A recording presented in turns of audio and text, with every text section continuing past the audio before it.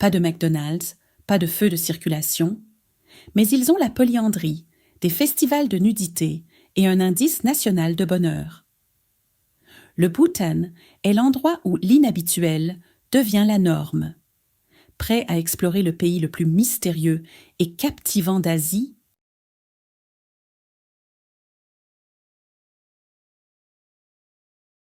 Bhoutan, un joyau caché de l'Himalaya, où la nature et les humains respirent en harmonie. Le Bhoutan n'est peut-être pas un grand pays sur la carte du monde. Sa superficie est à peu près équivalente à celle de l'État américain du Maryland. Mais il possède une valeur que peu d'autres nations peuvent égaler. L'équilibre parfait entre développement et préservation de l'environnement. Niché entre deux géants asiatiques, la Chine et l'Inde, le Bhoutan ne suit pas la voie effrénée de l'expansion industrielle ou de l'étalement urbain. À la place, il a choisi un chemin moins emprunté, placer l'environnement naturel au cœur de sa politique nationale. Ce qui est remarquable, c'est que le Bhoutan ne se contente pas de protéger ses forêts. Il en a fait un pilier de son identité nationale. Avec plus de 72% de son territoire couvert de forêts, le Bhoutan n'émet pas seulement zéro carbone net, il absorbe en fait plus de CO2 qu'il n'en produit, ce qui en fait le seul pays au monde à être carbone négatif. Ce n'est pas seulement un exploit environnemental, c'est une déclaration de vie, qu'un pays peut progresser sans sacrifier les poumons verts de la planète. Tandis que le monde continue à débattre des objectifs climatiques et des engagements de réduction de carbone, le Bhoutan prouve qu'avec une vision stratégique et un profond respect de la nature, même une petite nation peut mener la charge mondiale pour la durabilité. Ils ne font pas que vivre dans la forêt. Ils vivent de la forêt, les arbres formant l'âme même du pays et le cœur battant de sa philosophie nationale. Vous pensez vivre de manière écolo? Le Bhoutan sirote son thé au beurre et dit « Tiens ma forêt, 72% d'elle t'appelle. » Et croyez-nous, ce qui suit à propos du Bhoutan ne fera que devenir plus étrange et fascinant. Continuons. Bhoutan, où le bonheur se mesure par l'âme, pas par l'argent. Dans un monde où la richesse est souvent mesurée par le PIB et la performance économique, le Bhoutan a emprunté une autre voie, celle où le bonheur national brut, BNB, est la boussole qui guide son développement. Ce n'est pas qu'une idée symbolique. Le Bhoutan l'a intégrée dans un cadre de gouvernance nationale, où la qualité de vie, l'harmonie sociale, le soin de l'environnement et la préservation culturelle priment sur les chiffres économiques bruts. Bien que le Bhoutan n'ait ni une économie forte, ni un taux d'alphabétisation élevé, il est tout de même salué comme le pays le plus heureux du monde. Pourquoi? Parce que ses habitants ne vivent pas pour consommer. Ils vivent pour se connecter, les uns aux autres, à la nature et à leur moi intérieur. Dans la société bhoutanaise, il est difficile de dire qui est riche ou puissant, car l'inégalité des revenus est minime et les distinctions sociales quasi inexistantes. Ici, vous pourriez voir un prince jouer au foot avec des enfants du village. Pas d'escorte, pas de distance. Le taux de criminalité est quasiment nul. Les gens croient au karma, vivent avec compassion et accordent une grande importance à la moralité. Ce qui peut sembler démodé pour certains est en réalité la base d'une société forte et épanouie. Une société où le bonheur ne vient pas de la richesse, mais d'un mode de vie paisible et porteur de sens. Le monde compte l'argent, le Bhoutan compte la paix. Étrange, non? Et croyez-nous, les choses vont devenir encore plus étranges. On continue. Le mariage au Bhoutan, où l'égalité des sexes est un mode de vie, pas seulement un slogan. Au Bhoutan, la polyandrie et la polygamie ne sont pas des reliques du passé. Ce sont des pratiques vivantes, librement choisies et socialement respectées. Ce qui rend le Bhoutan unique, c'est son équilibre rare entre les genres. Tout comme les hommes peuvent avoir plusieurs épouses, les femmes aussi peuvent avoir plusieurs maris. Ces arrangements sont souvent moins liés à la romance qu'à la préservation de l'unité familiale et de la lignée, profondément enracinée dans des traditions claniques. Alors qu'une grande partie du monde débat encore des rôles de genre, le Bhoutan montre discrètement l'exemple. Les femmes occupent souvent une position centrale dans le foyer, les maris emménageant dans la maison de la famille de leur épouse après le mariage. Un renversement culturel qui reste controversé ailleurs. En cas de divorce, les femmes sont légalement protégées et les hommes sont tenus de verser une compensation ou un soutien financier. Mais cette autonomisation ne se limite pas au papier. Les femmes bhoutanaises sont visibles, confiantes et libres.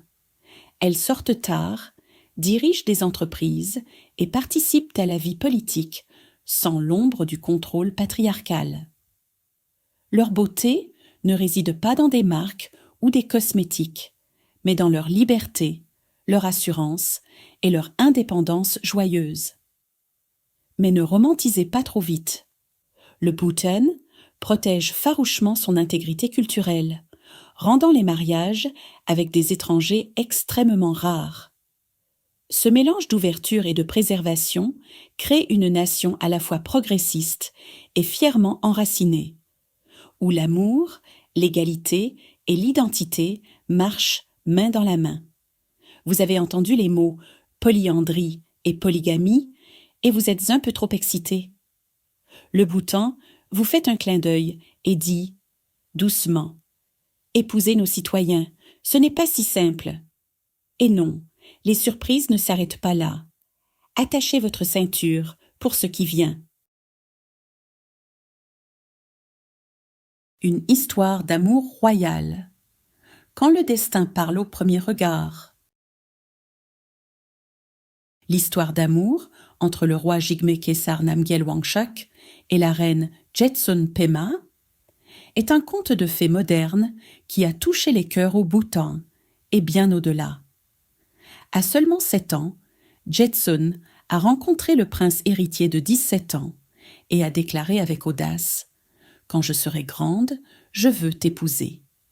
14 ans plus tard, en 2011, ce rêve est devenu réalité. Jetsun est devenue la plus jeune reine du monde. Ce qui rend leur histoire remarquable, ce n'est pas seulement la romance ou la royauté, mais le vœu personnel du roi. Bien que la tradition bhoutanaise autorise la polygamie, il a choisi la monogamie à vie.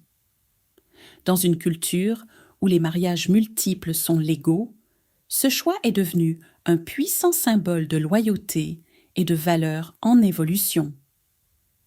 Dans un monde de connexions éphémères, leur lien est un rappel discret mais puissant. L'amour fondé sur l'engagement a encore sa place, même dans un palais. Bhoutan, la nation forteresse qui protège sa beauté. Au Bhoutan, on ne voyage pas simplement, on mérite son entrée. Avec son modèle de tourisme haute valeur, faible impact, le pays exige que tous les visiteurs réservent via une agence locale et paient une taxe de développement durable de $100 par jour. Ce n'est pas une taxe touristique, c'est un engagement à préserver l'environnement, le patrimoine et l'identité nationale du Bhoutan. Le Bhoutan ne court pas après le tourisme de masse. Il s'en protège. L'argent récolté soutient la conservation, tandis que le système d'entrée strict reflète une philosophie plus profonde. Le tourisme doit enrichir, non exploiter. Ajoutant à cette exclusivité l'aéroport de Paro est la seule porte d'entrée internationale du Bhoutan. Niché parmi les pics de l'Himalaya, avec une piste notoirement courte, seuls quelques pilotes d'élite sont qualifiés pour y atterrir. Arriver au Bhoutan n'est pas une commodité. C'est une entrée cérémonielle dans un monde protégé. Dans un paysage mondial de surtourisme, le Bhoutan se dresse comme une forteresse spirituelle, où chaque visiteur n'est pas seulement un voyageur, mais un invité respectueux dans une terre sacrée. Pas de feu de circulation. Quand la confiance remplace la technologie. À Thimphu, la capitale et cœur culturel du Bhoutan, vous ne trouverez aucun feu de circulation. Pas de rouge, jaune, ni vert. Dans une ville moderne, cela semble impossible. Mais au Bhoutan, cela a tout son sens. Le pays a essayé d'installer des feux de circulation en 1998, mais les a retirés après seulement 24 heures. Pourquoi ? Parce que les feux semblaient trop froids, trop impersonnels. Les gens préféraient la vue familière des agents de circulation aux intersections, souriant, faisant signe et dirigeant les véhicules avec une touche humaine. Pour les Bhoutanais, la circulation ne concerne pas seulement les voitures, c'est une forme de connexion sociale. C'est la lenteur en mouvement. Cela ne signifie pas que le Bhoutan n'a pas de règles de circulation. Au contraire, les conducteurs sont remarquablement respectueux. Ils cèdent le passage sans klaxonner, attendent leur tour et sont rarement pressés. Ici, la coopération et la courtoisie forment le véritable système de circulation. Pas de feu de circulation, non pas parce que le Bhoutan est en retard, mais parce qu'il choisit une voie plus humaine. Parfois, un chaleureux signe de la main est plus efficace que la technologie la plus avancée. Non ne signifie pas refus. L'art de la politesse dans la culture bhoutanaise. Au Bhoutan, une invitation à dîner n'est jamais acceptée à la première proposition. Non pas parce que l'invité n'aime pas la nourriture, mais parce que décliner initialement est un geste d'humilité, de grâce et de respect. Lorsqu'un hôte vous invite à manger, la réponse coutumière est souvent « me », ce qui signifie « non », accompagné d'une main poliment posée sur la bouche. Ce n'est pas de la simple politesse, c'est un rituel culturel profondément enraciné. Ce n'est qu'à la troisième invitation, ou après quelques propositions sincères, que l'invité accepte enfin. Et ce moment ne concerne pas seulement la nourriture, c'est une étape symbolique dans la construction de la relation, où le respect mutuel et l'empathie sont soigneusement cultivés. Contrairement à de nombreuses cultures occidentales, où refuser une offre peut être perçu comme impoli, l'étiquette bhoutanaise considère ce rituel comme un moyen de renforcer les liens communautaires et l'harmonie sociale. Plus qu'un comportement, cette coutume reflète une philosophie de vie. Recevoir l'hospitalité avec humilité et n'accepter qu'après avoir exprimé sa gratitude et son profond respect. Une vie sans McDonald's? Le Bhoutan dit non merci aux marques mondiales. Alors que le reste du monde est rempli d'arcs dorés et de prénoms griffonnés sur des gobelets Starbucks, le Bhoutan reste une curieuse oasis épargnée par toute marque internationale. Mais voici le paradoxe. Ce n'est pas parce qu'elles sont interdites. C'est simplement que les Bhoutanais ne sont pas intéressés. Le marché n'a jamais été un terrain fertile pour les franchises mondiales, car la culture bhoutanaise ne tourne pas autour de la consommation. Ici, les gens préfèrent les valeurs traditionnelles, les repas faits maison et les petits restaurants locaux servant des plats authentiques, pas des hamburgers ni des lattes au lait d'amande. Avec une population d'environ 800 000 habitants et un mode de vie profondément connecté à la nature, l'absence de grandes chaînes est le reflet conscient d'une société qui sait ce dont elle a besoin et ce dont elle n'a pas besoin. Un entrepreneur local a un jour fait remarquer que si une grande franchise ouvrait au Bhoutan, elle fermerait probablement en quelques mois, non pas à cause de la réglementation, mais à cause de la culture. La vie au Bhoutan n'est pas façonnée par le marketing, mais par la communauté, la simplicité et le patrimoine, des choses que les marques mondiales ne peuvent ni embouteiller, ni emballer, ni vendre. Tandis que le monde convoite la restauration rapide, le Bhoutan répond doucement. Je choisis la paix rapide. Pas de burger, pas de latte, et pourtant, la vie ici est merveilleusement détendue. Curieux de la suite? Continuez à lire. Les soins de santé au Bhoutan. Un droit, pas un privilège. Au Bhoutan, le concept de soins de santé gratuits n'est pas seulement un slogan politique. C'est un véritable engagement de l'État et un droit fondamental pour chaque citoyen. Des services de base, comme les consultations et les médicaments au traitement avancé à l'étranger, tous les frais médicaux sont entièrement pris en charge par le gouvernement. Même lorsqu'un patient a besoin de soins à l'étranger, ce que de nombreux pays considèrent comme une exception ou une dépense personnelle, le Bhoutan veille à ce que personne ne soit laissé seul. Le gouvernement paie non seulement le traitement, mais aussi le billet d'avion. Cela fait du Bhoutan l'un des rares pays au monde avec un système de santé entièrement public. Aucun hôpital privé. C'est un moyen de garantir une qualité de soins égale pour tous, du villageois le plus pauvre à un haut fonctionnaire. Dans un monde où la santé est de plus en plus commercialisée, où les patients doivent souvent choisir entre leur santé et leur portefeuille, le Bhoutan apparaît comme un paradoxe admirable. Non pas parce qu'il est riche, mais parce qu'il a des priorités nationales claires. Les gens d'abord, pas le profit. L'existence d'un tel système de santé universel témoigne non seulement d'une gouvernance, mais aussi d'une profonde philosophie sociale.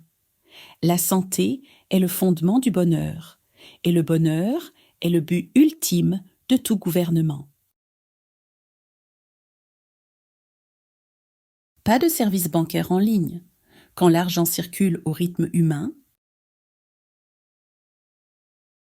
dans un monde où les transactions financières se font en quelques clics, le Bhoutan semble aller à contre-courant.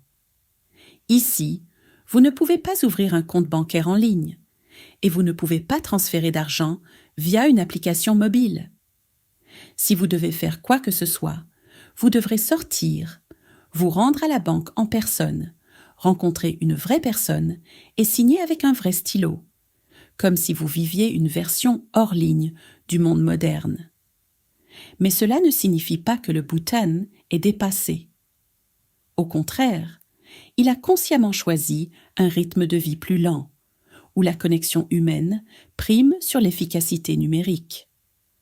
Tandis que le monde avance à toute vitesse grâce à la technologie, le Bhoutan ressemble à une horloge ancienne. Pas rapide, mais précise, et surtout profondément humaine. Au lieu d'un chatbot froid, vous serez accueilli par un sourire chaleureux au guichet. Au lieu d'un mot de passe à usage unique, vous signerez votre nom à la main. Au Bhoutan, la finance porte encore l'esprit de la tradition, où les relations personnelles comptent autant que les chiffres sur votre compte. Festival bhoutanais, là où la culture se pare de couleurs et de rituels sacrés. Si vous pensez qu'un festival se résume à des défilés et des feux d'artifice, le Bhoutan va vous faire changer d'avis. Ici, les festivals ne sont pas de simples célébrations, ce sont des cérémonies spirituelles, des moments sacrés où le passé, le présent et le monde invisible se rejoignent. Des événements comme le Parot Sechu et le Djambé Lakang Drup ne sont pas seulement des temps forts culturels, ce sont des passerelles spirituelles profondes vers l'âme bhoutanaise. Au Djambé Lakang Drup, l'un des éléments les plus intrigants est la danse nue, un rituel destiné à chasser les esprits maléfiques et à invoquer les bénédictions. À la lueur vacillante du feu, 16 hommes dansent en silence, comme s'ils communiquaient directement avec le divin. Ailleurs, au Parot Sechu, des milliers de personnes se rassemblent à l'ancienne forteresse de Parodzong, vêtues de tenues traditionnelles, pour assister à des danses masquées, illustrant des mythologies et des enseignements bouddhistes. Les festivals au Bhoutan ne sont pas conçus pour un divertissement éphémère. Ce sont des rituels vivants qui transmettent la mémoire culturelle, les valeurs spirituelles et l'harmonie communautaire. Chaque pas, chaque costume, chaque battement de tambour raconte une histoire intemporelle. Ce ne sont pas des spectacles à regarder, mais des expériences à ressentir et à vivre.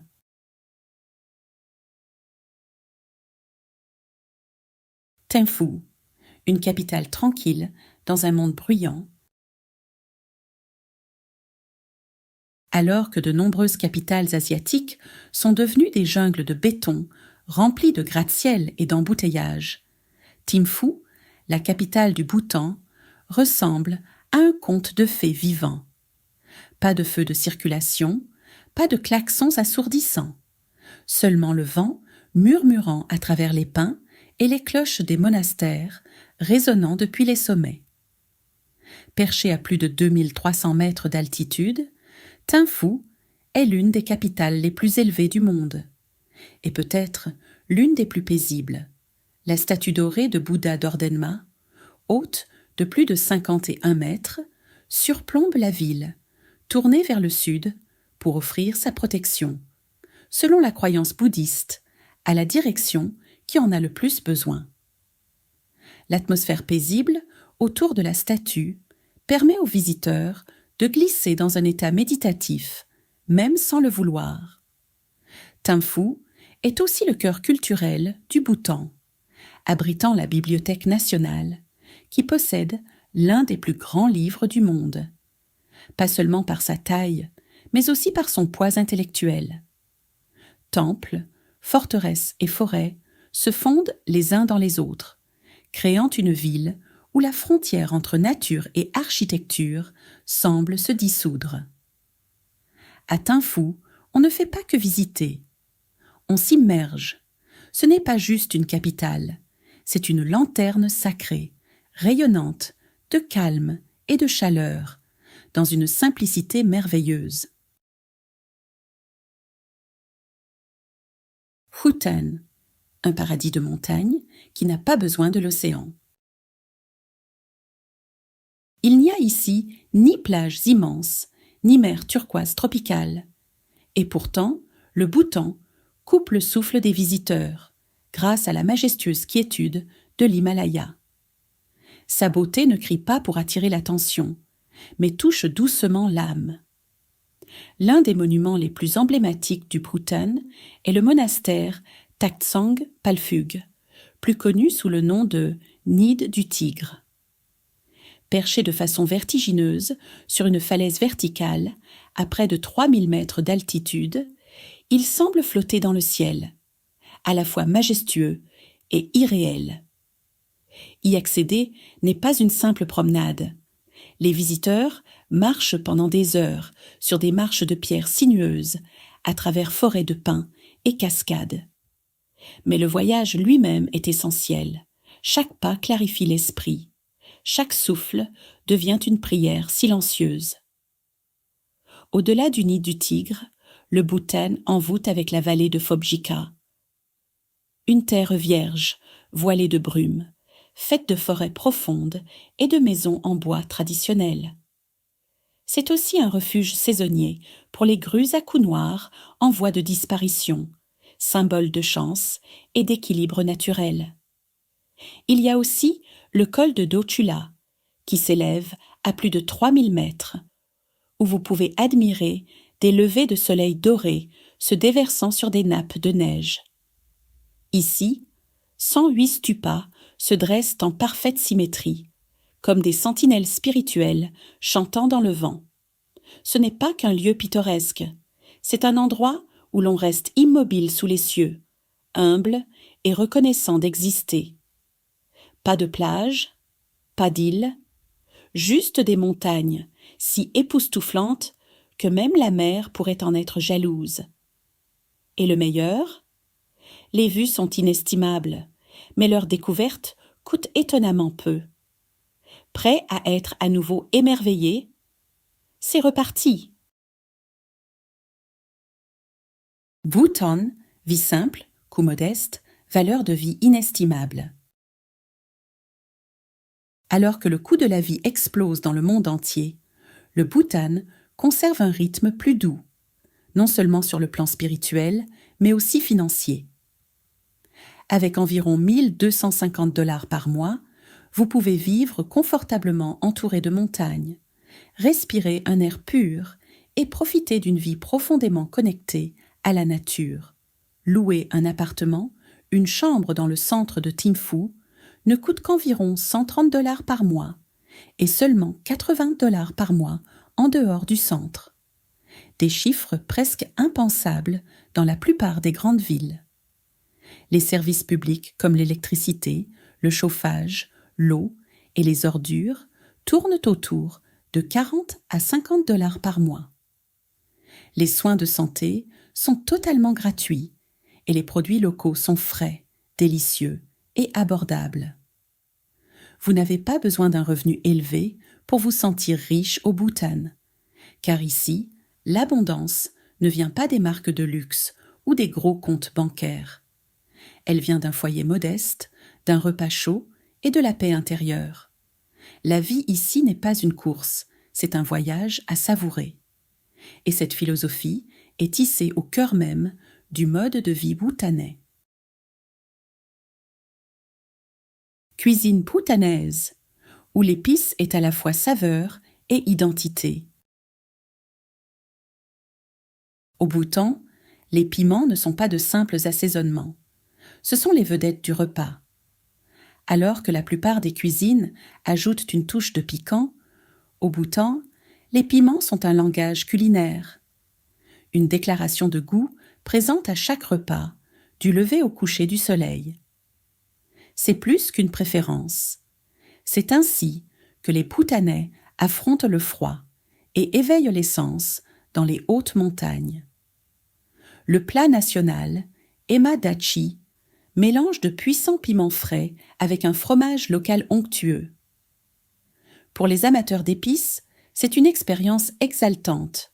Pour les autres, c'est un défi. Dans tous les cas, c'est une fierté nationale et une signature incontestable de l'identité bhoutanaise. Ils ne se contentent pas de le manger, ils le vivent. Cela dit, tout le monde ne supporte pas le piquant. La cuisine bhoutanaise propose aussi des options plus douces, galettes de sarrasin ou de maïs, ou jojamaru, un ragoût de poulet parfumé aux herbes légères. Et bien sûr, il y a le suja, célèbre thé au beurre fait avec du beurre de yak et du sel, étrange à la première gorgée, mais merveilleusement réchauffant dans le froid des montagnes. La cuisine bhoutanaise n'est peut-être pas raffinée, mais elle est authentique, tout comme les personnes qui la préparent. Des piments séchés au soleil sur les toits aux céréales moulues à la main. Chaque bouchée raconte une histoire d'honnêteté, de simplicité et d'âme. Et c'est cela qui rend l'épice du Bhoutan non seulement piquante, mais inoubliable. Le Bhoutan n'est pas seulement une destination, c'est une invitation à vivre autrement. Un monde paisible, vert et profondément surprenant. Êtes-vous prêt à y entrer ?